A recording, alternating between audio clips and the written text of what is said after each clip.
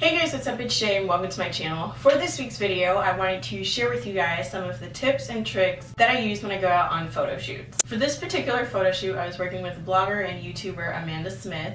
If you don't know who she is, I will leave everything linked down below. And basically, I just shot some video clips for her video that she's posting this Wednesday, as well as some back to school photos for her blog post, which is also going to be launched this Wednesday. And if you follow my photography Instagram account, you already saw some of the pictures and some of the techniques that I use. So if you were interested in learning on how I took those photos, then let's just get right on into the video. So tip number one is to use foreground. And for those of you who don't know what foreground is, it's basically when you take a flower, a leaf, or a piece of plastic and you hold it close to your lens and you introduce it into the furthest corners, kind of having it peeking out, so it creates a dreamy effect on the photo.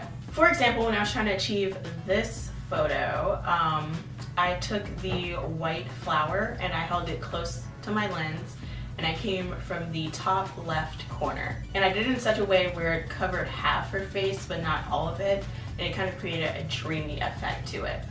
Of course, I did edit the picture where it looked more dreamier, and if you guys want to learn how I edit my pictures, then you should go ahead and comment down below. Tip number two is to use the sunlight in your favor, because in some instances you're not always going to be able to shoot in the prime times for photography, which is usually sunrise and sunset. And especially if it's around noon, then you have the sun that's directly over you, creating these harsh shadows or causing your model to squint. So if you are in one of those scenarios, you can use what I did, and I used the shadows coming from the tree branches in my favor. So I had Amanda stand in such a way where the light coming through the shadows of the tree branches would hit her face. A good trick to use is to have the light hit their eye and have them look off, so it's like it's glistening, giving them like a dreamy glow effect in their eye.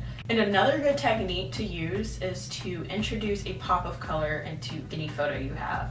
Like my go-to is usually a white wall. And as we were walking down a side street, I noticed these leaves or long strands of grass poking up on the side of a staircase, while there was like a white wall and a white backdrop. I was like, this is gonna look amazing with her outfit and her hair, and I went for it. So you don't have to abandon your pretty white wall. And last but not least, tip number three is to know your surroundings and use what you have around you. For example, I kind of combined this tip with tip number one, using foreground, and I had Amanda stand in such a way where half her face would be peeking out from a wall. So in this scenario, the wall was the foreground. And another example is if you're around a restaurant or a coffee shop, to use those windows to your advantage. For example, I had Amanda go inside the store and look out into the distance as I focused on her face through the window. The stop sign got in the way, but at the same time, I kind of liked it.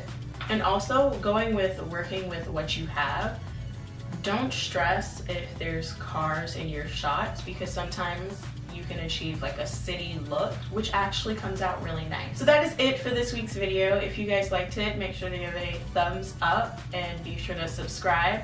And like I said, I will link Amanda's video, her blog, and her channel down below. And if you want to see more behind the scenes kind of videos like this, let me know in the comments down below, and I will see you guys next Monday. Bye!